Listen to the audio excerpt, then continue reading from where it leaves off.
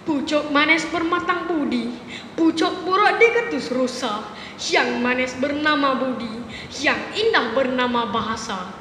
Sekalung kasih saya hulurkan kepada Tuan Pengerusi Majlis.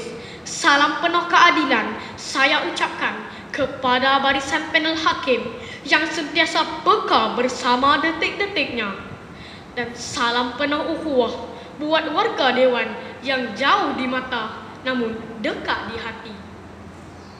Assalamualaikum warahmatullahi wabarakatuh dan salam sejahtera. Berdirinya saya di sini bukanlah untuk membuang masa kalian, tetapi ingin menyampaikan sebuah pidato yang bertajuk Fungsi Bahasa Melayu sebagai Pemangkin Wacana Ilmu. Sebelum lancang menuju ke muara, sebelum kata membelah bicara, sebelum isi menyusun hujah, izinkan saya mendefinisikan frasa yang membina tajuk pidato ini, agar hadirin terbuka minda, agar hakim tidak terpinga-pinga, dan saya peta berkata-kata seperti kata orang dahulu kala.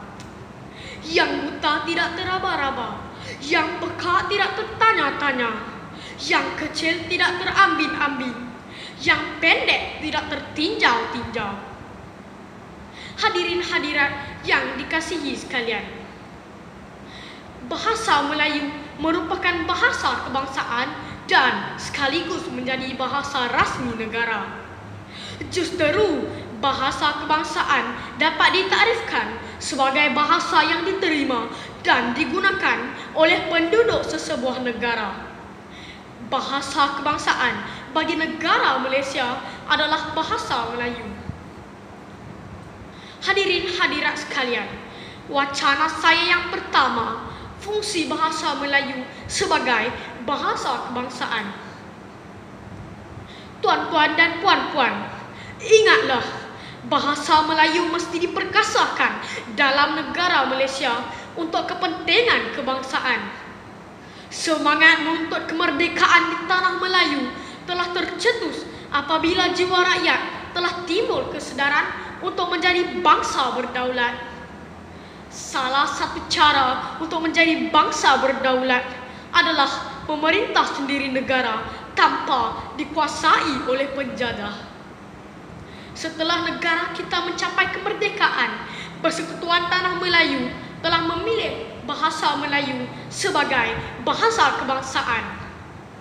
Fungsi ini telah termaktub dalam bahagian 12 Perlembagaan Persekutuan Tanah Melayu yang menyebut bahawa bahasa Melayu ialah bahasa kebangsaan dan hendaklah ditulis dalam apa-apa tulisan sebagaimana yang diperuntukkan dalam undang-undang oleh Parlimen. Maka terbuktilah bahawa bahasa kebangsaan merupakan lambang kebebasan dan kedaulatan negara daripada penjajahan kuasa asing. Sebagai sebuah negara yang pesat membangun, amat wajar sekali Malaysia mempunyai satu bahasa kebangsaan kerana ia memberi satu gambaran akan status sesuatu bangsa. Bangsa yang bermaruah mempunyai bahasa kebangsaan sendiri, menggunakan bahasa sendiri, dan bangsanya mempunyai identiti kebangsaan sendiri. Oleh itu, untuk memupuk sifat sayangkan bahasa kita, terdapat pelbagai kempen yang telah diadakan seperti cintailah bahasa kita, bahasa jiwa bangsa, dan sebagainya. Rakyat daripada pelbagai kaum akan dapat mengenali dan menyelami tentang bahasa kebangsaan. Hadirin hadirat sekalian, wacana saya yang kedua, bahasa Melayu sebagai bahasa rasmi negara. Bahasa rasmi bermaksud bahasa utama yang digunakan dalam urusan pentadbiran dan urusan rasmi negara. Contohnya, bahasa Melayu digunakan dalam sistem pendidikan negara, urusan surat menyurat, mesyuarat-mesyuarat, dan sistem pentadbiran negara. Cuba kita renung, bukakan mata, celikkan minda, dalam mesyuarat-mesyuarat kerajaan persekutuan dan negeri, di persidangan-persidangan, seminar-seminar di parlimen, bahkan juga dalam perbicaraan mahkamah, mesti diutamakan penggunaan bahasa Melayu. Penggunaan selain bahasa Melayu dalam urusan rasmi negara adalah menyalahi perlembagaan Malaysia. Sesiapa sahaja yang membelakangkan penggunaan bahasa Melayu dalam urusan rasmi negara, termasuk pemimpin negara sekalipun, mereka adalah penjenayah negara yang mesti dihukum.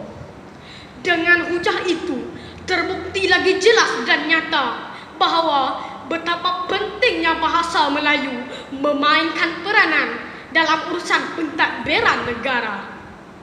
Hadirin hadirat sekalian, wacana saya yang terakhir, bahasa Melayu sebagai bahasa pengantar dalam sistem pendidikan negara.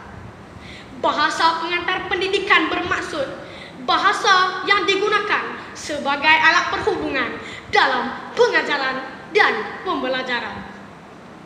Bahasa Melayu yang berfungsi sebagai bahasa pengantar dalam pendidikan membuktikan keupayaan bahasa Melayu sebagai alat menyampaikan pelbagai ilmu bagi memajukan diri, masyarakat dan negara. Rakyat Malaysia yang mendapat pendidikan rendah, menengah dan universiti dalam bahasa Melayu berjaya meraih anugerah hingga ke peringkat antarabangsa. Bahasa Melayu juga boleh menjadi bahasa ilmu kerana mempunyai ciri-ciri keintelektualan bahasa. Keintelektualan bahasa bermaksud keupayaan bahasa dalam menyampaikan buah fikiran, hujah, pendapat dengan tepat dan dapat dilenturkan dengan mudah. Bahasa Melayu juga boleh menjadi bahasa ilmu kerana mempunyai ciri-ciri kesempurnaan, iaitu kestabilan seperti pembentukan istilah dan konsep dan peraturan seperti ejaan, sebutan, tata bahasa, pemakaian dan lain-lain lagi. Hadirin hadirat yang dikasihi sekalian, setelah frasa demi frasa tajuk pidato ini dikupas, maka dapatlah saya merumuskan bahawa bahasa Melayu memikul tanggungjawab yang besar dalam mengangkat martabat dan bangsa di tanah air tercinta ini. Justeru bahasa Melayu, iaitu sebagai pemangkin wacana ilmu, perlu terus didaulatkan agar keperkasaan bahasa Melayu terus kekal dan dikagumi. Sebelum saya mengundur diri, saya menyusun 10 jari memohon maaf sekiranya ada terkasar bahasa, tersalah kata dan tersilap bicara. Saya mengakhiri pidato ini dengan serangkap pantun. Alang-alang mandi biar basah, alang-alang berminyak biar licin.